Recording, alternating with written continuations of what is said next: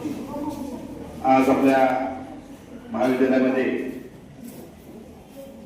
आपला आत्मविश्वास निर्माण व्हावा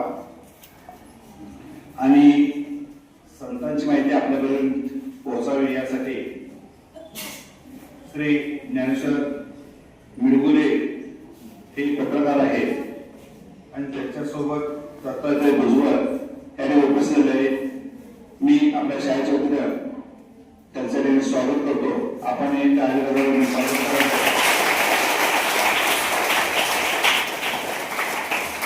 आणि जास्त वेळ न घेता, कारण आपली शाळा 5 वाजता सुटणार आहे. जास्त वेळ न घेता मी श्री ज्ञानेश्वर मिडगुले पत्रकार साहेब यांना विनंती करतो की त्यांनी या ठिकाणी आपला आत्मविश्वास वाढवा यासाठी आणि संतांची माहिती आपल्याला मिळण्यासाठी मार्गदर्शन करावं. मळा पाहिजे, फळफुलांचा मळा पाहिजे, आनंदाचा वारी सोहळा पाहिजे, गावातल्या मंदिरा इतकीच सुंदर अशी शाळा पाहिजे. अशा तुमच्या सुंदर अशा महाकाली हायस्कूलमध्ये तुम्हा सर्व सुंदर अशा मुलांना ज्ञानेश्वर मिडगुलेचा मनापासून मनपूर्वक नमस्कार.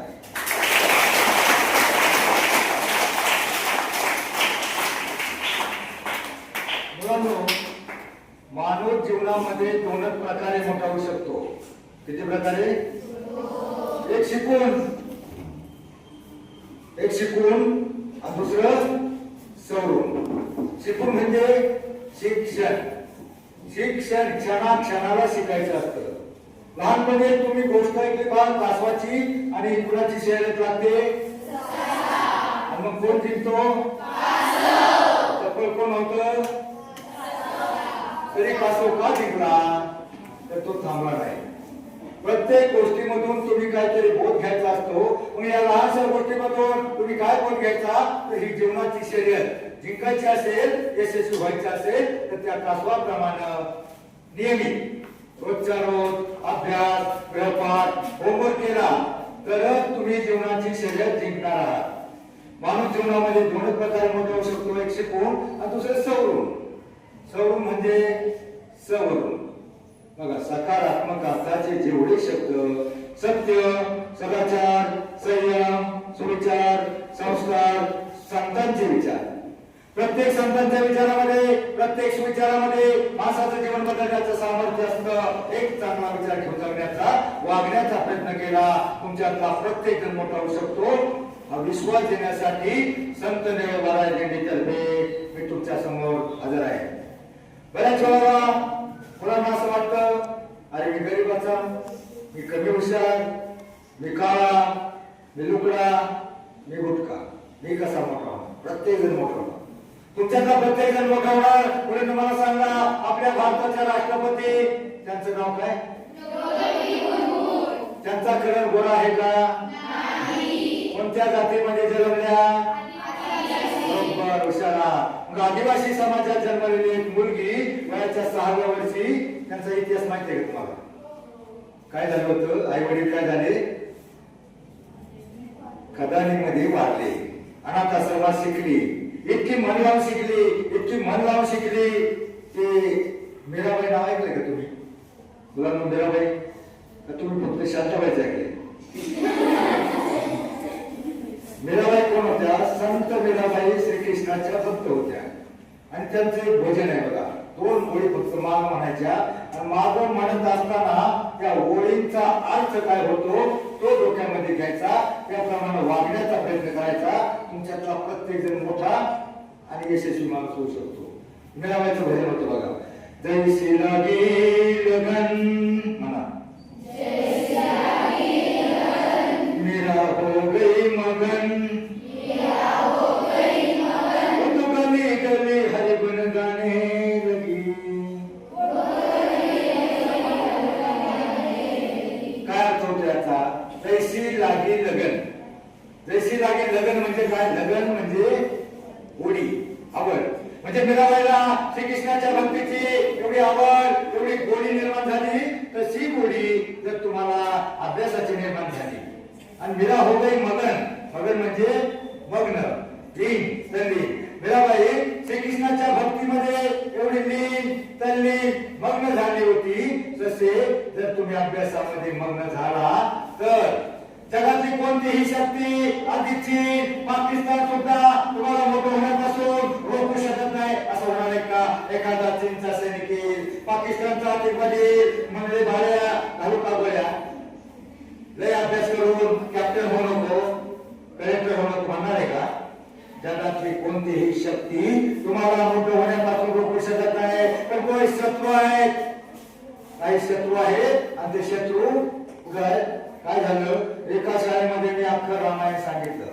रामाचा जन्म, सीता स्वयंवर, लंकादहन, रामाचा वध, रावणाला कुणी मारलं, कसं मारलं, काय झालं आणि सगळं सांगितल्यावर एक मुलीचं लक्ष नव्हतं की तिच्या गळाशी कोपर मारत होती. त्याला म्हणलं बाई मधली पोरगी ती मधली बाई रावणाला कोणी मारलं ग? ती म्हणती मी नाही मारलं. आता रावण थोडा थोडं सापडणार आहे, तुझं शाळेत लक्ष नसतं. इतकं रावण हनुमानासारखं उड्डाण करून जाणार आहे का? तुमचं लक्ष काय सध्या?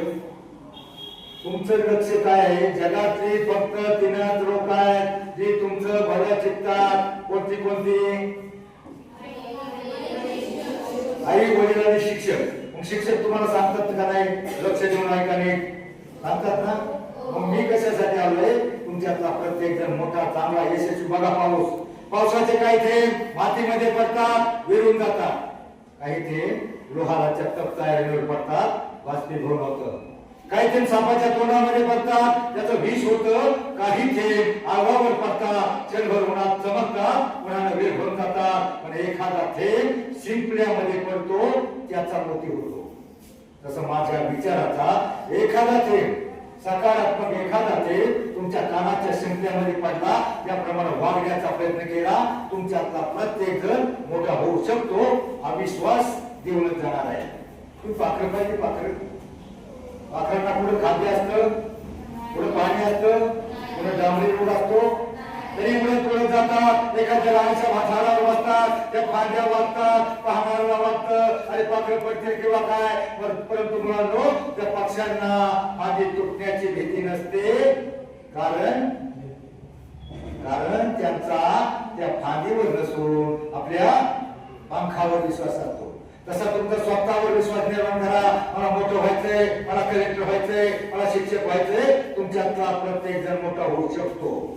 बघा, तकदीर ने तुम सबको हीरा ही बनाया है. तकदीर ने तुम सबको हीरा ही बनाया है. बस शर्त है जो घिसेगा वही चमकेगा. तुम्ही ते म्हणत पाहिजे ना, टाकीचे गाव शोधल्याशिवाय देव पण येत नाही. तुमच्यातला प्रत्येक जण मोठा होऊ शकतो. फक्त तुम्ही स्वतःला एवढं बुलंद करा, स्वतःमध्ये एवढा विश्वास निर्माण करा, मला मोठं व्हायचंय. खुद को कर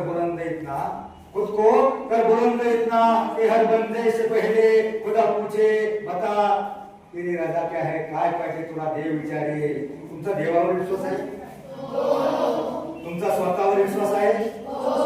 तुमचा जर देवावर विश्वास असेल तर देव देईल, त्याच्यामध्ये तुम्ही संतुष्ट व्हाल. पण तुमचा जर स्वतःवर विश्वास असेल तर तुम्हाला हवं ते त्या देवाला द्यावंच लागेल. म्हणून तुम्ही स्वतःवर विश्वास निर्माण करा. आणि मुलांनो, माणसाला जीवनामध्ये यशस्वी होण्यासाठी माणसाजवळ आत्मविश्वास हवा. आणि तो आत्मविश्वास मिळवण्यासाठी थोडा तरी संतांचा आणि शिवरायांचा इतिहास ज्ञात हवा. जगावं कसं छत्रपती शिवरायांनी शिकवलं, मारावं कसं हे शंभूराजांनी शिकवलं, आणि वागावं कसं हे संत समाज सुधारकांनी शिकवलं. आपल्याला कुठे शंभूराजासारखं म्हणायचंय का? आपल्याला कुठे बाजी प्रभू सारखी खिंड आणवायचे, भगतसिंगासारखं फासावर जायचं नाही. आपल्याला फक्त एकच काम करायचंय, शिकून सवरून मोठं व्हायचं. शिकून म्हणजे शिक्षक आणि सवरून म्हणजे संतांचे विचार. बघा, संतांचे अभंग आज 700 वर्षानंतरही प्रत्येक गावात काकडा, भजन, हरिपाठ, प्रवचन याच्यामध्ये गायले जातात. हरिपाठामध्ये गायले जातात. ते ताजे तवाने वाटतात. बघा, रूप पाहत आलोचनी, देवाच्या द्वारे सुंदर ते ध्यान, येवलेचे रोप, एकारंदले गांधले. प्रत्येक अभंग आजही गायला जातो, तो ताजा तवाना वाटतो. पण तो त्या पिढीच्या डोक्यात बसत नाही. यांच्या डोक्यातली ती शांताबाई गेली, आला बाबा. मला सांगा बाळांनो, त्या गाण्याला डीजेचं गाणं बघा, संतांचे अभंग 700 वर्षानंतरही आपल्याला आपलं जीवन अभंग ठेवण्यासाठी, जीवन भंग देण्यासाठी प्रत्येक गावामध्ये गायले जातात, पण तिथं तुम्ही जात नाही. मला सांगा, तुमच्या गावात सप्ताह होतो, कीर्तन होतात? कीर्तनाला किती जण जातात? सगळे जण जातात. हातखाली करा. मी बघितलंय कीर्तनाला सगळेजण लाईन मध्ये जातात. कधी शेवटचं कार्याचं कीर्तन झालं तर लाईन मध्ये कशाला? भोजन. मला सांगा बघा, लोक भोजन, बरं बघा, भोजन आणि भजन या शब्दामध्ये फक्त एक काना आणि एक मात्रा एवढं फरक आहे ना. पण त्याचा अर्थ घेतला तर जमीन आसमानाचं अंतर असतं. कीर्तनातला, प्रवचनातला, अभंगातला एखादा अर्थ तुमच्या डोक्यामध्ये बसला, अवघाची संसार सुखाचा करीन, जगाचा संसार सुखाचा होईल हा अर्थ नाही कळला, स्वतःचा संसार सुखाचा कळायचा आहे एवढा अर्थ जरी कळला तरी फार झालं. म्हणजे अभंगाच्या चाली, अभंगाचा अर्थ चांगला असतो पण तो तुमच्या डोक्यात बसत नाही. आणि ते कार्याचं कीर्तन झाल्यावर तुम्ही लाईन मध्ये जाता, भोजन करता. मला सांगा, ते भोजन किती वर्ष तुमच्या पोटामध्ये राहील? तिथे उद्या सकाळीच गुरु गेट राहणारे वर्षभर. एक चांगला विचार, संतांचा एक चांगला अभंग डोक्यामध्ये घ्या. बघा, सावता महाराज नाव ऐकलं का तुम्ही? सावता महाराज कोण होते? माळी समाजातल्या, शेतकरी समाजातले कट्टर शेतकरी होते. पण ते विठ्ठल भक्त होते, संत बनले. कसे बनले तर ते, त्यांचं गाव आरण, सोलापूर हायवेच्या पलीकडे आरण नावाचं गाव, पंढरपूर पासून 35 किलोमीटर जवळ. पण ते कधी पंढरपूरला गेले नाही. आपल्या शेतातच बसायचे, शेतात बसून देवाचं नामस्मरण करायचे, मोठ चालू करायचे. बघा, त्यांचा एक अभंग आहे, काय? कांदा मुळा भाजी. ऐकलंय का? कांदा मुळा भाजी, अवघी मिठाई माझी, लसूण मिरची कोथंबिरी, अवघा झाला माझा हरी, मोठ नाना विहीर दोरी, अवघी व्यापिनी पंढरी, सावता म्हणे केला मला, विठ्ठल पायी होई लागला. विठ्ठलाचं नामस्मरण करत ते आपल्या शेतामध्ये कांदा मुळा भाजी पिकवायचे, मोठ चालू करायचे. आणि मोठ चालू करताना मोठ तुम्ही पाहिजे नसत, मला वाटतं तुम्ही जन्मतात मोठ खतम झाली. मोठ म्हणजे विहिरीमध्ये मोठ सोडली जायची, बैल असायची, 2 बैलांना धुतलं जायचं, ते बैल मोठ वाढायचे आणि पाणी पाटाला जायचं. आणि मग तो गाणं म्हणायचा, पाटाचं पाणी झुळझुळवाणी फुलवीत जातही जाई. पण ते जाऊ द्या, तो संत होता, तो असं काय मोठं गाणं नाही म्हणायचा. तो काय म्हणायचा, मोठ चालू केली, बैल पुढे घडले का तो आपलं देवाचं नाम स्मरण सुरू करायचा. विठ्ठल विठ्ठल जय हरी विठ्ठल.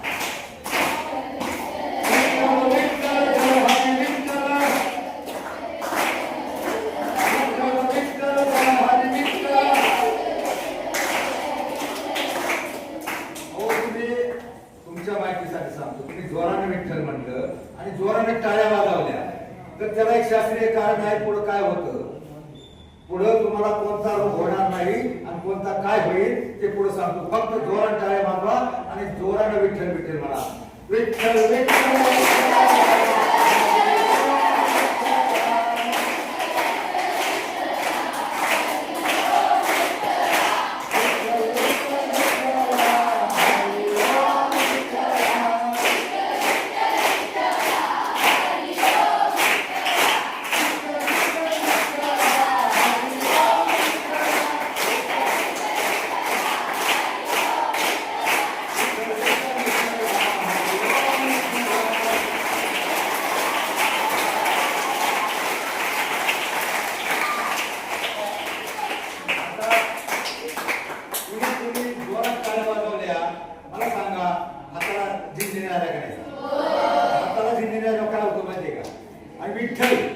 विठ्ठल विठ्ठल हा शब्द आपण जोरात उच्चारला ना, आपली आतून रग बसते. म्हणजे हृदयातली, अंतरंगातली कंपन पावतात, आपल्या पोटामध्ये कंपन निर्माण होतात. आणि जोराने टाळ्या वाजवल्या तर हाताच्या झिंजिऱ्या झाल्यावर आपल्या हातापासून, पोटापासून सगळ्या रक्तवाहिन्या प्रवाहित होतात. आणि डोक्याच्या केसापासून पायाच्या नाकापर्यंत सगळ्या रक्तवाहिन्या प्रवाहित होतात. फक्त 5-10 मिनिटं रोज हा प्रयोग केला, जर विठ्ठल म्हणल्यानं, टाळे वाजवल्यानं रक्तवाहिन्या प्रवाहित झाल्यावर आयुष्यामध्ये आपल्याला बीपी, शुगर, रक्तदाब, मधुमेह, चरबी, कोलेस्ट्रॉल, कॅन्सर, अटॅक.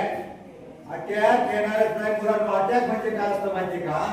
एखादी रक्तवाहिनी आराम करून काम न करून आरामानं माणूस रक्तवाहिनी प्रवाहित होत नाही. एखादी रक्तवाहिनी जर ब्लॉक झाली तर अटॅक येतो. 30 वर्षाचा माणूस मरला जातो.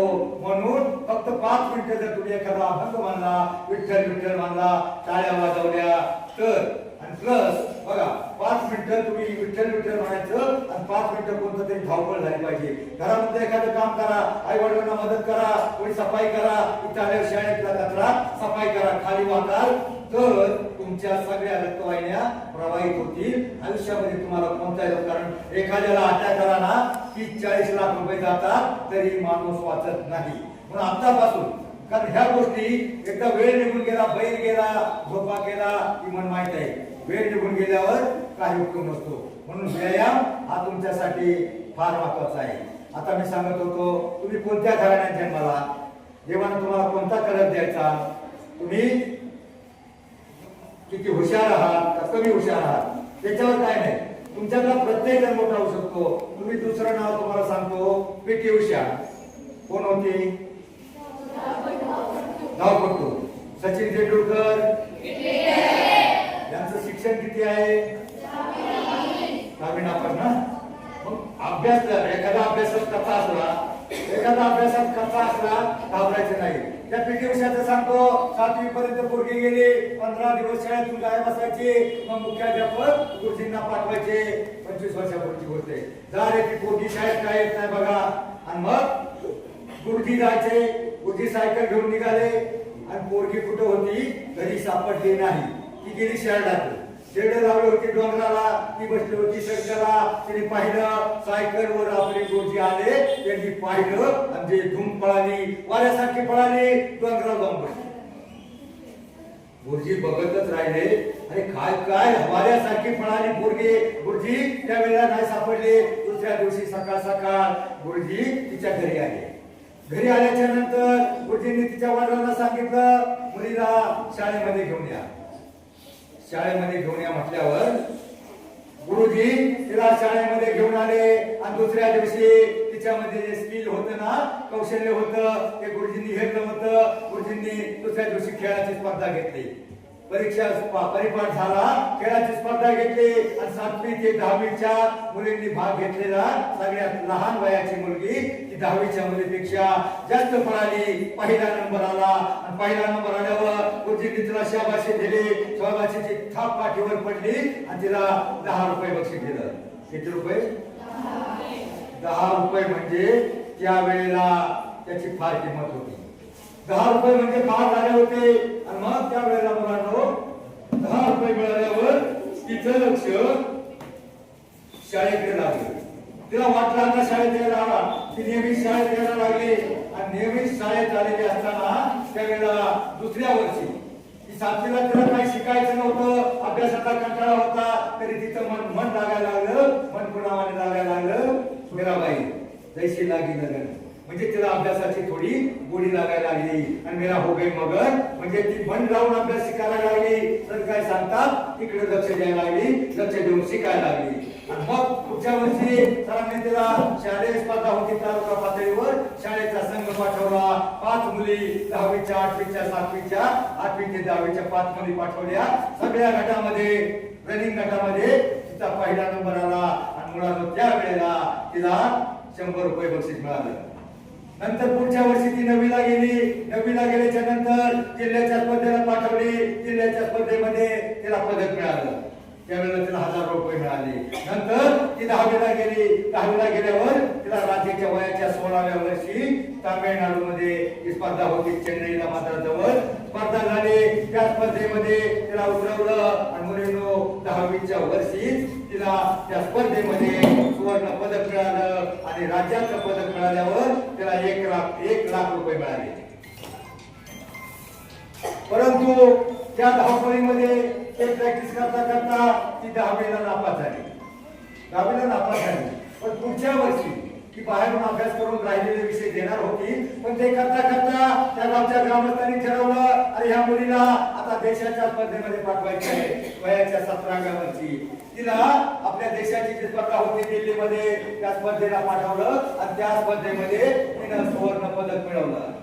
वयाच्या 18व्या वर्षी 18व्या वर्षी सुवर्ण पदक मिळाल्यावर तिला 5 लाख रुपये मिळाले. आणि त्यानंतर आपली सगळी देशाची स्पर्धा होती ऑलिम्पिक, त्या ऑलिम्पिक मध्ये रनिंग मध्ये तिला भाग घेण्यासाठी गावकऱ्यांना पाठवलं. पाठवल्याच्या नंतर मुलींनो फक्त 9 सेकंदानं तिचं पदक उकलं. किती सेकंदानं?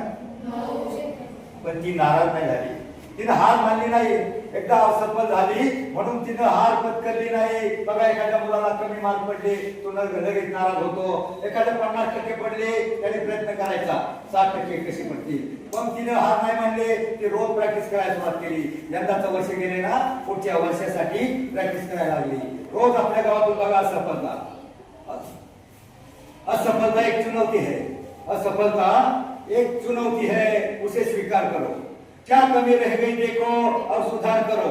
जब तक सफल ना हो नींद चैन को त्यागो तुम. संघर्ष का रास्ता छोड़कर मत भागो तुम, क्योंकि कुछ किए बिना ही जय जयकार नहीं होती. कोशिश करने वालों की कोशिश प्रयत्न चालू ठेवला. आपल्या गावापासून दुसऱ्या गावापर्यंत 5 किलोमीटर आणि परत 5 किलोमीटर रोज ती सराव करायची. सकाळ उठलं का तांबड्यामध्ये निघायची तिकडल्या गावामध्ये. 2-3 महिने सराव केला, परंतु तिला 9 सेकंद तुटत नव्हते. एक दिवस थोडा चमत्कार झाला. एक दिवस काय झालं, जशी ती त्या गावातून पलीकडल्या गावामध्ये पोहोचली तसं त्या गावामधल्या चौकामध्ये कुत्र्यांची कळवण भांडणं लागली होती. कुत्र्यांची भांडणं बघितली ना कशी ओळखतात. आणि मग कुत्र्याची भांडणं लागली. जशी कुत्र्याची भांडणं लागली ती जशी मागं फिरली, एक कुत्र तिच्या बाजूला आलं. तिच्या बाजूला आलं, बाकीची कुत्र्याच्या मागं पळाली. तिला वाटलं सगळी कुत्री माझ्या मागं लागली. आणि मग ती अशी धूम पळाली, चिंगाट पळाली, गोगाट पळाली, तांगाट पळाली. 9 सेकंद सोडा 15 सेकंद तोडले. आणि पहिल्या दुसऱ्या वर्षी ती स्पर्धा झाली चीन मध्ये. त्या स्पर्धेमध्ये तिला भारतातर्फे सुवर्ण पदक मिळालं. 1 कोटी रुपये मिळाले.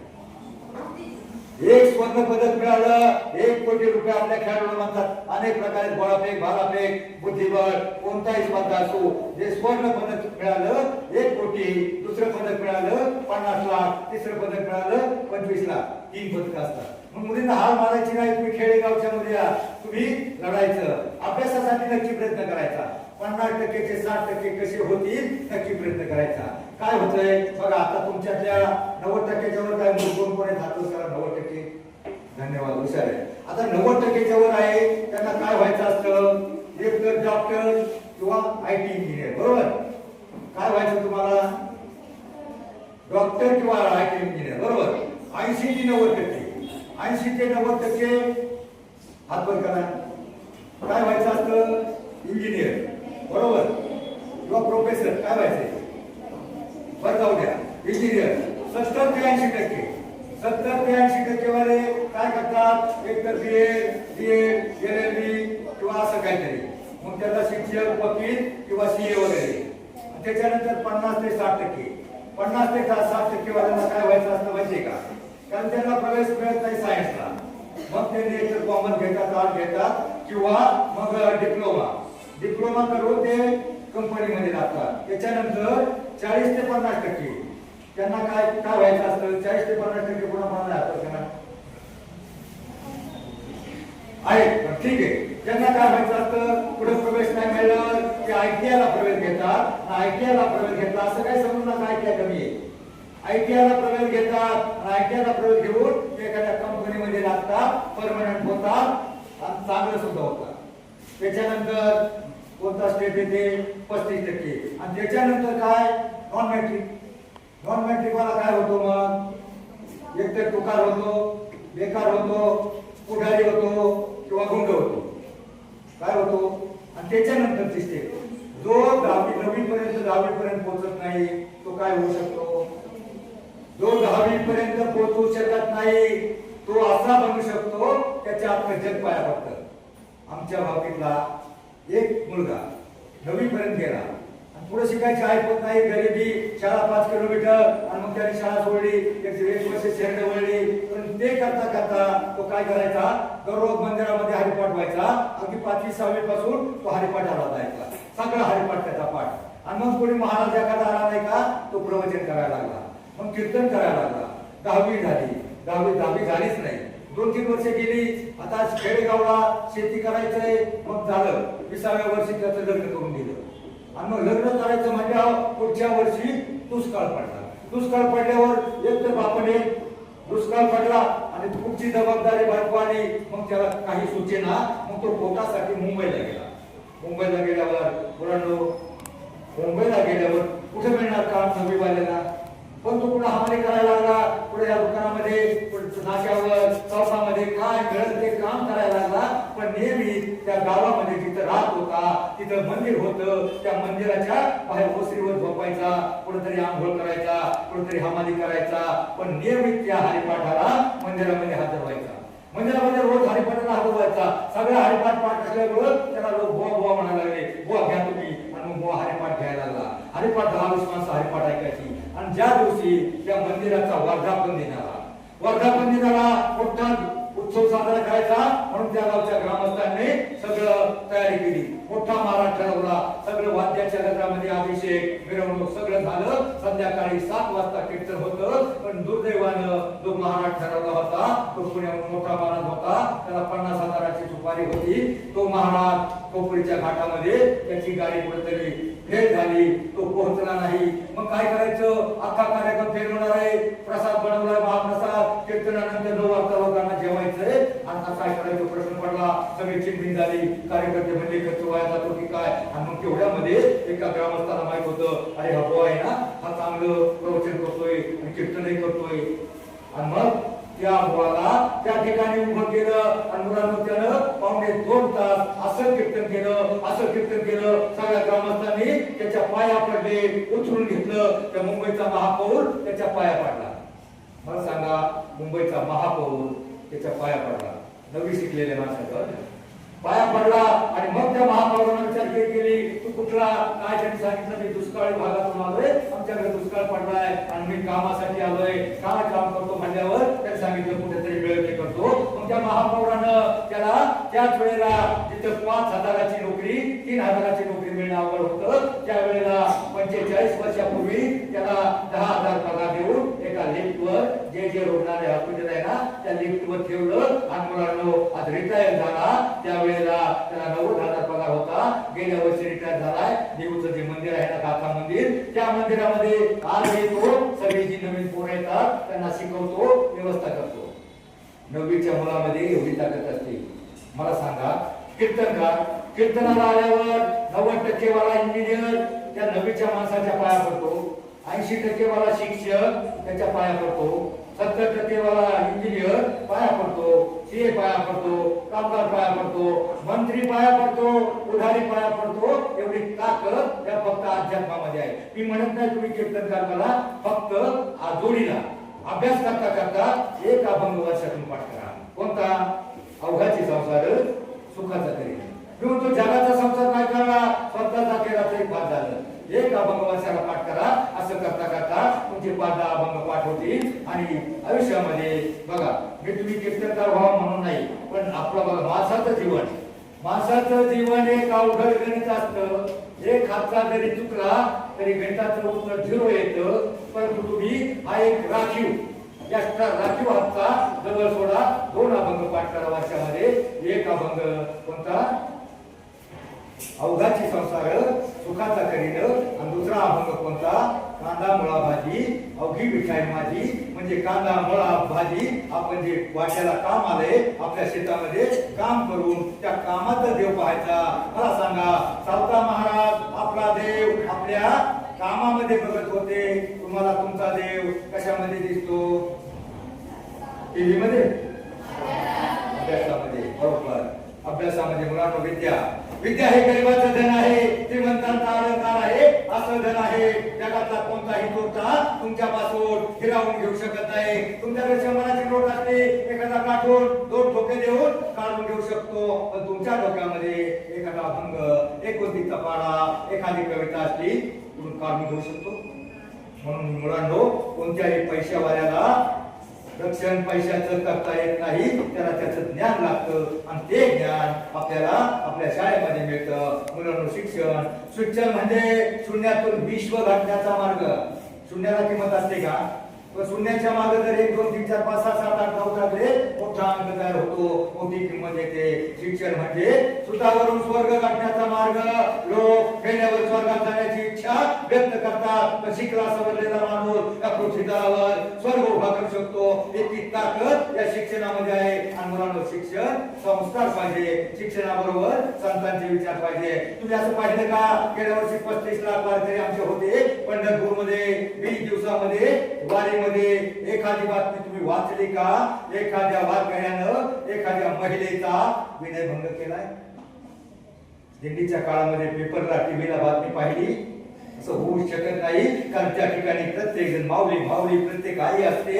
हे संस्कार फक्त संतांचे असतात. नाहीतर रोज पेपरला बातमी येते, लहान मुलीवर अत्याचार होतो, चॉकलेटचा आम्ही दाखवून होतो, एखाद्या मुलीला मोबाईलचा आमिष, एखाद्या मुलीला लग्नाचा आमिष दाखवून मुलींना फसवलं जातं. आपल्या देशातल्या प्रत्येक वर्षी ऑन रेकॉर्ड 65,000 मुली अशा प्रकारे फसवून बाहेरच्या देशामध्ये जाऊन लव जिहादच्या नावाखाली विकल्या जातात. आणि तिथं अरब राष्ट्रामध्ये तुर्कस्तान, बलुचिस्तान, पाकिस्तान, इराण, इजिप्त सारख्या देशामध्ये तिकडे लोकसंख्या नाही, तिकडे मुली नाही. अरब राष्ट्रामध्ये आपल्या मुली विकल्या जातात. म्हणून मुलींनो, आयुष्यामध्ये फक्त संतांचे विचारार्चन करा.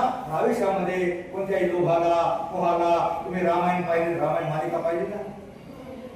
मला सांगा मुलींनो, रामायणामध्ये त्या सीतेनं रामाला म्हटलं, मला त्या हाताच्या कातड्याची चुडी हवी. म्हटलं ना, हरिण पाहिलं आणि मग राम पळाला. आणि मग काय घडलं? रावणानं पळून तिला पंढरपूरला नेलं. हा, बरोबर. मग मला सांगा, तिला गरज होती का?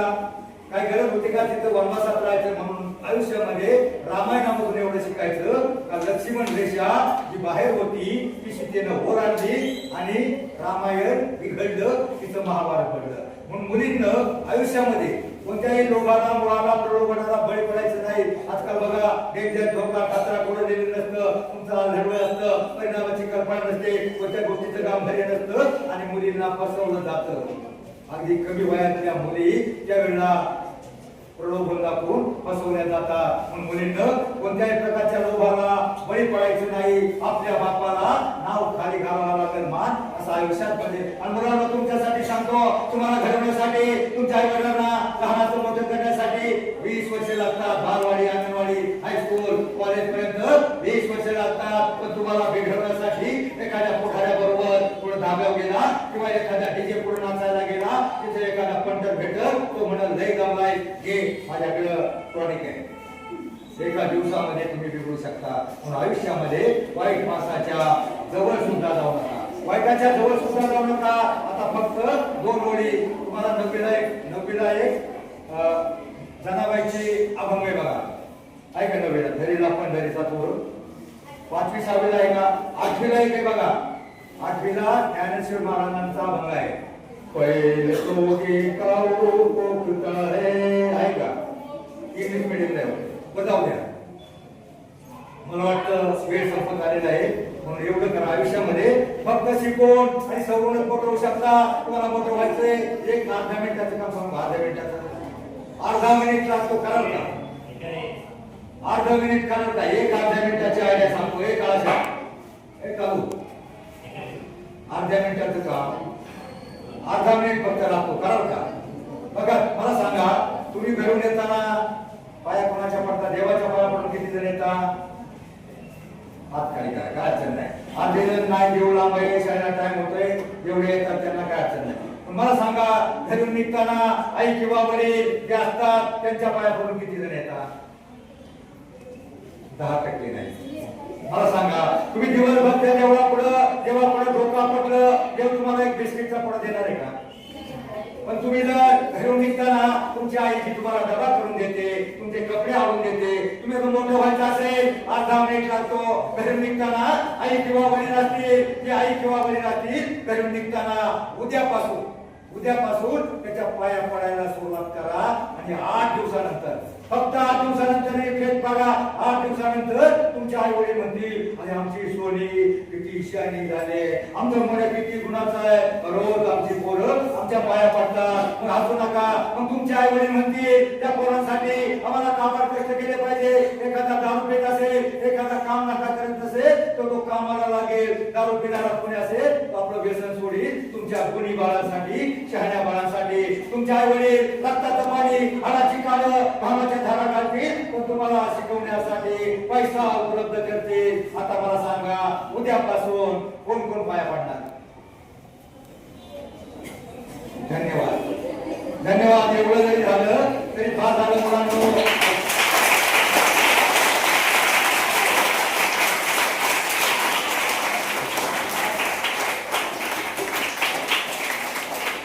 आपल्या पाठीमागे असावं लागतं ताई वडिलांचे, गुरुजनांचे, मोठ्यांचे आशीर्वाद आणि ते तुम्ही मिळवा. तुमच्यातला प्रत्येक जण मोठा होईल. बस आयुष्यामध्ये शिका इतका, डिग्र्या कमी पडतील, जगा इतका, आयुष्य कमी पडेल, असा इतका, आनंद कमी पडेल, तेवढा असे कम नशिबाचा पासा निघून पडेल. पण तुम्हाला प्रयत्न इतका करा, अभ्यास इतका करा, त्या विठ्ठलाला, पांडुरंगाला, त्या देवांना तुम्हाला देणं भागत पडेल, देणं भागत पडेल. जय हिंद, जय महाराष्ट्र.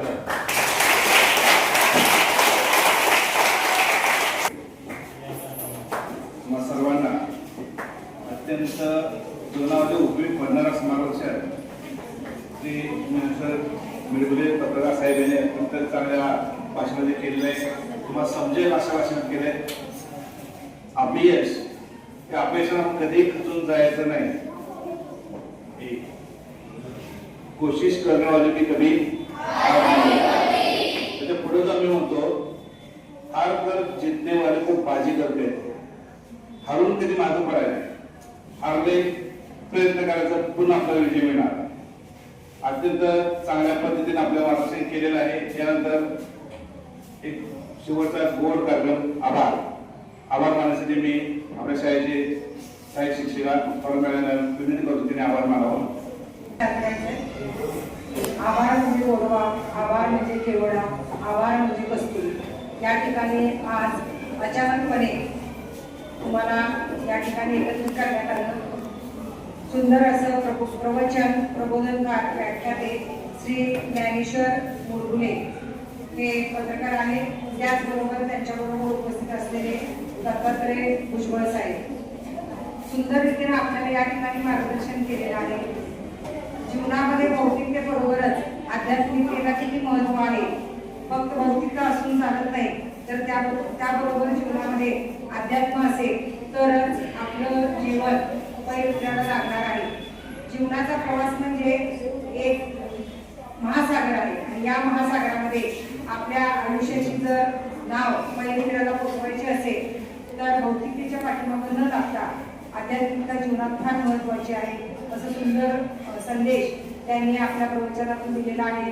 त्याचबरोबर यश मिळवण्यासाठी कष्टाशिवाय पर्याय नाही. त्यासाठी सुंदर असं पी.टी. उषा यांच्या जीवनातलं उदाहरण सर्वांच्या समोर त्यांनी ठेवलं. त्याचबरोबर जर आपल्याला खरोखरच जीवनामध्ये यशस्वी व्हायचं असेल तर संतांची संगत किंवा सुसंगती सदा घडो, सृजनवाक्य काही पडो, अशा पद्धतीचा संदेश घेऊन या ठिकाणी पत्रकार साहेब उपस्थित राहिले. तर त्याचबरोबर आपल्या कार्यक्रमासाठी थोडा वेळ का होईना आपले माननीय भोसले सर यांनी उपस्थिती दाखवली. या ठिकाणी आमच्या विद्यार्थ्यांना सुंदर असं मार्गदर्शन केलं. त्याबद्दल पत्रकार साहेबांचं व त्याचबरोबर त्यांच्या समवेत आलेले दत्तात्रय भुजबळ साहेब या दोघांचे मी आपल्या विद्यालयातर्फे आभार मानते. त्याचबरोबर कार्यक्रमात उपस्थित राहिलेले माननीय भोसले सर, गणित विषय तज्ञ शिक्षक के.पी. जाधव सर ज्यांनी या कार्यक्रमाचं सूत्रसंचालन केलं, ते आपले देवी सर, या सर्वांचे मी मनपूर्वक आभार मानते. त्याचबरोबर सर्वात महत्त्वाचं म्हणजे इतर सर्व विद्यार्थ्यांना वगळून आठवीचे जे 3 वर्ग या ठिकाणी उपस्थित राहिले आणि तुम्हाला मुलाचं असं मार्गदर्शन मिळालं आणि ते तुम्ही शांतपणे ऐकून घेतलं, त्याबद्दल तुमच्या सर्व विद्यार्थी विद्यार्थिनीचे आभार मानते आणि हा कार्यक्रम या ठिकाणी संपला.